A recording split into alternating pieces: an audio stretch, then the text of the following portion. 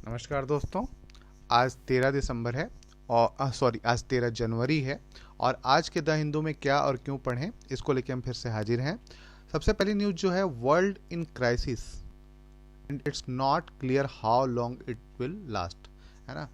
जो विश्व है संकट में है और यह क्लियर नहीं है कि ये कब तक चलेगा।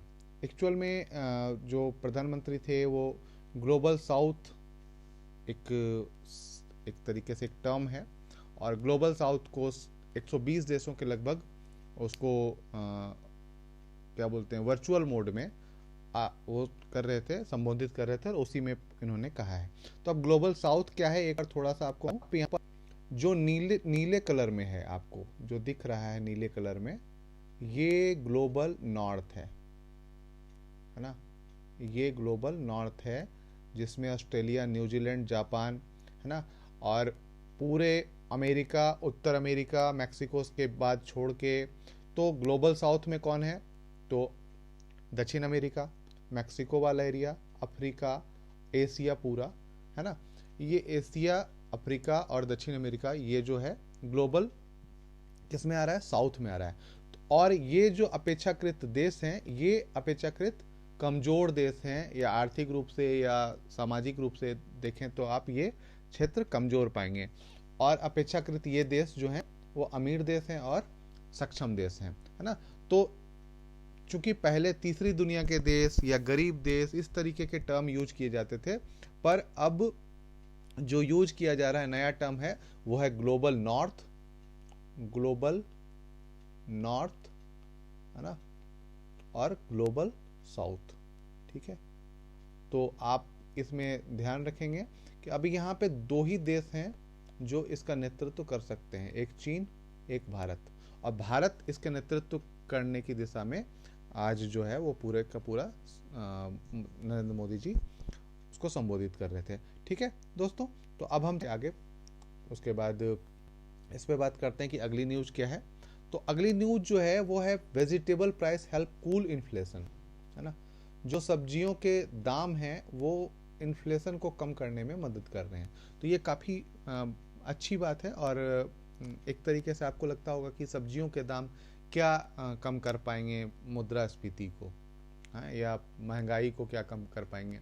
आप एक बात समझो दोस्तों कि आज जो हमारे भोजन का अधिकांश हिस्सा, या जो हमारे आमदनी का बहुत बड़ा हिस्सा सब्जियों को खरीदने में जाता है। आपने देखा होगा कि सब्जियां काफ़ी महंगी हो जाती हैं, और जहाँ पे हम सब्जियां बहुत आसानी से हमारे पास उपलब्ध हो जाती थी, आजकल सब्जियों की उपलब्धता थोड़ी कम हो गई। लेकिन अभी इस सिचुएशन में, जैसे प्याज के दामों में कमी, आलू के दामों में कमी, टमाटर के दामों में कमी, अन्य सब्जियों के दामों में कमी हो रही है, तो इससे क्या हो रहा है कि हमें बहुत सपोर्ट मिल रहा है, इन्फ्लेशन में बहुत कंट्रोल करने में मदद मिल रहा है, और यही एक बहुत बड़ी बात है।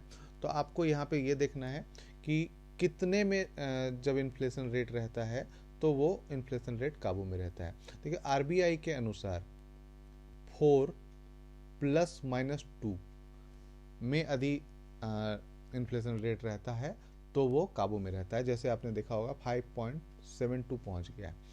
तो 4 + 2 मतलब 6, और -2 मतलब 2। 2 से 6 के बीच में यदि इन्फ्लेशन रेट रहता है तो वो ठीक ठाक रहता है। लेकिन यदि इससे 1 पॉइंट भी आगे गया तो ये काफ़ी खतरनाक हो सकता है ना। तो इस प्रकार इसके बाद यहाँ पे यदि हम इससे नीचे आते हैं तो मंदी का खतरा पहुँच जाता है। तो ये हमको देखना है, और इसे आप इन्फ्लेशन को पढ़ेंगे, इकोनॉमिक टर्म है, आप इन्फ्लेशन को पढ़ेंगे, कैसे काबू कर जाता है, कौन सी नीतियाँ बनाई जा सकती हैं, इसको आप कर लेंगे। ठीक है, इसके बाद जो अगली न्यूज़ है वो है सीधे पेज नंबर 8 पे कैपिटल इंस्टॉलमेंट, है ना, कैपिटल इंस्टॉलमेंट की गई है यहाँ पे। और governor is the casualty of conflict between CM and LG, Delhi में बात की गई है कि अभी सुप्रीम कोर्ट ने कहा भी है कि यदि आप उन्हें काम करने नहीं देना चाहते या सारी शक्तियाँ केंद्र के पास हैं तो मतलब चुनी हुई सरकार का क्या मतलब है। ये जो एलजी और दिल्ली सरकार के बीच में जो मामला चल रहा है उसी पे पूरा का पूरा मामला है। तो आप इसे एक बार देख लें बस, और कोई बहुत बड़ी बात नहीं है, लेकिन फिर भी आप समझें इसको। उसके बाद है विल द बजट पॉपुलिस्ट और फिजिकल रिस्पॉन्सिबल, है ना। जो बजट होगा, अब बजट जानते हैं कि अब आने वाला है, और बजट जो होगा वो लोक लुभावन होगा या राजकोषीय जो मतलब बैलेंस लेके होगा, रिस्पॉन्सिबल होगा, या वो अपनी चीज़ों को समझेगा, या फिर हम लोक लुभावने वादे करेंगे, क्योंकि अगले साल चुनाव है ना, अगले साल इलेक्शन है, और आशंका जताई जा रही थी कि इलेक्शन के पहले बजट बहुत शानदार आता है। तो ये देखना पड़ेगा, और इसी पे बहस की गई है, तो आप इसे देख सकते हैं। इसके बाद जो अगली न्यूज है वो है governor and chief minister eight loggerhead. जो तमिलनाडु में जो मामला चल रहा है, governor and chief minister loggerhead, उसी पे बात की गई है।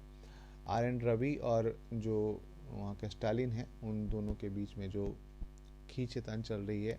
तो आपको मैं फिर से कहूँगा, आप गवर्नर को जाके देखें, है ना, गवर्नर के पावर क्या होते हैं और किस प्रकार से वो सरकार के संचालन में हस्तक्षेप करने में किस प्रकार की शक्तियों का प्रयोग कर सकता है, इसको आप जाके देख लें, ठीक है। इसके बाद जो अगली न्यूज है वो है India has made marked progress in LAC infra development, army chief, page number 12 में, ठीक है। तो हम लिखेंगे अब LAC line of actual control में, ठीक है। तो हम क्या कर रहे हैं, एक तो इम्प्रूव कर रहे हैं। तो यहाँ पे कुछ ऑर्गेनाइजेशन है जिनको आपको जानना है। एक तो जानना है आपको बॉर्डर रोड ऑर्गेनाइजेशन, BRO, है ना। BRO का गठन कब किया गया था, क्यों किया गया था, इसके बारे में आपको जानना है। अब अर्धसैनिक बल जब पढ़ते हैं तो आप इसके बारे में बहुत आसानी से समझ पाते हैं और जान पाते हैं, तो आपको इसको पढ़ना है। साथ ही साथ LAC में, है ना, LAC में लद्दाख से लेकर अरुणाचल प्रदेश तक कहाँ कहाँ पे कौन कौन से काम चल रहे हैं, कौन से डैम हैं, कौन से सड़कें बनाई गई हैं, कौन से पुल का उद्घाटन किया गया है, इसके बारे में एक लिस्ट बना लीजिए। लिस्ट क्या मतलब कि यहाँ से लेके यहाँ तक, है ना, लद्दाख से लेके अरुणाचल प्रदेश तक कहाँ कहाँ पे कौन कौन से दर्रे हैं और कहाँ कहाँ पे कौन कौन से डिस्प्यूट हैं, ये गूगल पे आसानी से मिल जाएगा आपको। आप लिखेंगे LAC डिस्प्यूट, है ना, LAC डिस्प्यूट पॉइंट, तो आपको मिल जाएगा आसानी से, और आप उसे मार्क कर लें। और साथ ही साथ ये देखें कि भारत की तरफ से कहाँ पे क्या स्ट्रक्चर बनाए जा रहे हैं, ठीक है, ठीक है। जहाँ पे दौलत बेग ओल्डी, पेंगोत्सो, है ना, इस प्रकार से नाथुला वगैरह जो चलते जाएंगे वो आपको मिल जाएंगे, और उसमें आप चिन्हित कर लें और उसको मार्क कर लें कि यहाँ यहाँ पे विवाद है और यहाँ पे हमारा ये बनाया गया है, जैसे दौलत बेग ओल्डी वो बनाया गया है, ठीक है। तो इस प्रकार से कहाँ कहाँ पे कौन कौन से पॉइंट्स हैं जहाँ से भारत की सेना या भारतीय सरकार निगरानी रख सकती है, वो पॉइंट नोट कर लें, बस, और कुछ नहीं है इसमें। इसके बाद under Constitution law declared by the Supreme Court is binding on all, है ना। यहाँ पे कहा गया है कि the public criticism aired by vice president National Judicial Appointment Commission judgment may be seen as comment by a high constitutional authority against the law of the land. Supreme Court has, मतलब कल कहा था धनखड़ ने, जो हमारे उपराष्ट्रपति, उन्होंने कहा था कि संसद कोई कानून बनाती तो उस पर सुप्रीम कोर्ट संशोधन या उसे रद्द नहीं कर सकती, लेकिन जो संविधान है वो कहता है कि law declared by the Supreme Court is binding on all, सभी पर वो बाध्यकारी है। और इसी को कहते हुए आप ये देखेंगे कि मूल ढांचे का जो मूल ढांचा, है ना, या इसको जिसको अंग्रेजी में बेसिक स्ट्रक्चर कहते हैं, उसके बारे में बात की गई है, स्ट्रक्चर कहते हैं, है ना। तो उसके बारे में बात की गई है कि मूल ढांचा जो है, कॉर कैरेक्टरिस्टिक्स, है ना, बेसिक स्ट्रक्चर की बात यहाँ पे आई गई है केशवानंद भारती। तो मूल ढांचा जो है उस पर कोई बदलाव नहीं कर सकता है, चाहे संसद पूरी तरीके से पूर्ण बहुमत में काहे नहीं हो, दोनों सदन पूर्ण बहुमत में काहे नहीं हो, फिर भी बेसिक स्ट्रक्चर जो हमारे संविधान का उसको हम बदल नहीं सकते, ठीक है। ये आपको देखना है। साथ ही साथ केशवानंद भारती क्या है केस, उसको आपको देख लेना, ठीक है। केशवानंद भारती कभी मैं बताऊंगा, बिल्कुल अच्छे से बताऊंगा, जरूर देखता हूँ कब समय मिलता है। उसके बाद India intensified crackdown on activist media in 2022, human rights commission ने कहा है ना। यहाँ पे India intensified crackdown on activist media in 2022 human rights watch. उन्होंने कहा है कि जो एक्टिविस्ट हैं, कार्यकर्ता हैं, मतलब जो विभिन्न सामाजिक, आर्थिक, राजनीतिक जो एक्टिविस्ट हैं, है ना, उन पर जो भारत ने बहुत दबाव बनाया और मीडिया पे भी बहुत दबाव बनाया। और ये कौन कह रहा है? तो ह्यूमन राइट्स वॉच रिपोर्ट की एक रिपोर्ट कह रही है, और इसी पे, है ना, the world report 2023 of Human Rights Watch released Thursday said the Indian authorities had intensive मतलब आशय से and broadened their crackdown on activist group and the media through 2020, adding the Hindu nationalist Bharatiya Janata Party led government use abusive discriminatory policy। अब यहाँ पे समझिए कि इस प्रकार के जो आरोप लगते हैं वो उसके कई कारण होते हैं, क्योंकि इन मीडिया ग्रुप के या इन एक्टिविस्ट की फंडिंग कहाँ से होती है ये भी बहुत मायने रखता है। जैसे आप ये समझिए कि आपकी फंडिंग जहाँ से हो रही है या आपको जहाँ से पैसे मिल रहे हैं, आप उसके खिलाफ नहीं बोलोगे, उसके खिलाफ या उसके सपोर्ट में ज़रूर बोलोगे। तो उसी के सपोर्ट में बोलने के चक्कर में बहुत सारी ऐसी चीज़ें हो जाती है कि हम कभी कभी सही चीज़ों को भी नहीं देख पाते हैं।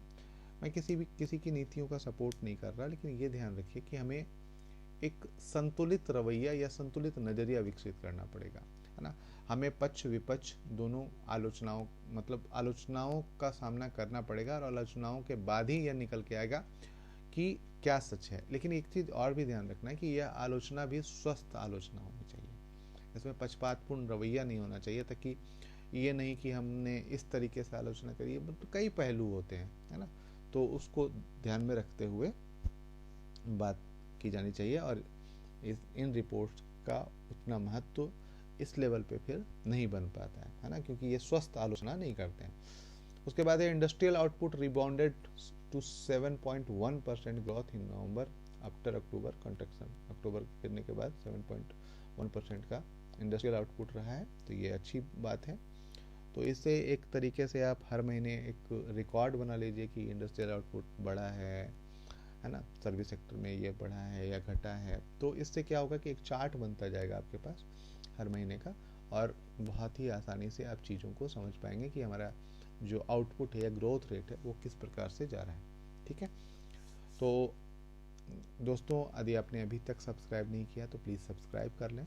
ठीक है, और फिर कल मिलते हैं क्या और क्यों पढ़ें के साथ। आज के लिए इतना ही, धन्यवाद।